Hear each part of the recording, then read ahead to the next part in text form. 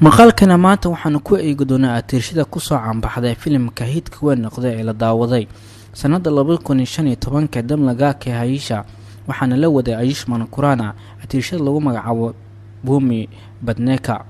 xadigtan ayaa aad waxa uu cuslaa miisaankeeda markii ay filimkeeda ugu horeysay ay jilaysay waana lagu amaanay doorkaasi iyo geesinimadaas.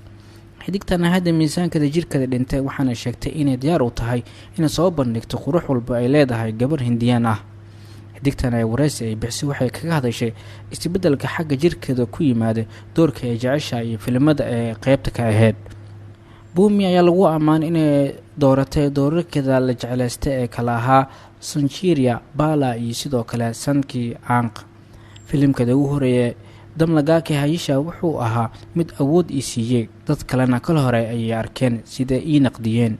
xadigtan ayaa la weydiiyay waxa iyada ay kala kulantay filimkeeda ugu horeeyay inay yihiin wax dhacay kala hore oo ay jiraan actorial ama atirishayaal filmadooda ugu horeeyay awood ku helay. iyadoo taasi ay jirta haddana kaliya ma ahan wax bilowga kaliya ah, waxaa la rabaa in halkeeda laga sii dhaqaajiyo. hadda waxa ay sameynayaan atirishooyinka aan bahwadaaga nahay haddii ay ahaa lahayd Alia Bhatt doorkeeda filimka Razi ama shaqada Taapsy Pannu ee ka qabatay filimkeeda aan isla wadnay ee Sankey Ank iyo waxa aan aniga sameynayo. waxaa jira isbeddel waxaan ula jeedaa waa la yaab waayo waxa haysanaa fursadooyin inaan sameyno.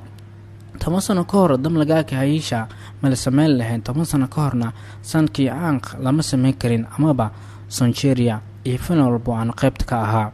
xadigtan ayaa la weydiiyay in Bollywoodka qurux aan la aamini karin ay iibinayaan ragga ama dumarkana ku qasbayaan inay u soo daawasho tagaan. xadigtan ayaa ku jawaabtay, waxaan u maleynayaa xaaladda bulshadeed inay Bollywoodka daba socdaan. Bollywoodka ayaa gacan adag ku haya inay doorkaasi dhaco, mana diidanay, laakiin xaaladda bulshadeed haddii aad fiiriso si guud ahaaneed sida dadka inay rabaan dhirirka iyo inuu ragga cadaalad ka yahay guurka amaba rag dhaqan yaqaan ah oo adag mararka qaarna dhaqan xumada, maxaa yeelay taasi waa fikradda laga aaminsan yahay rag dhammaystiran. waxaana jira qeexitaan aan loo baahnayn ee soo saaray Bollywoodka. xadigtan ayaa ugu dambeyn la weydiiyay inay isbedeshay xidignimada.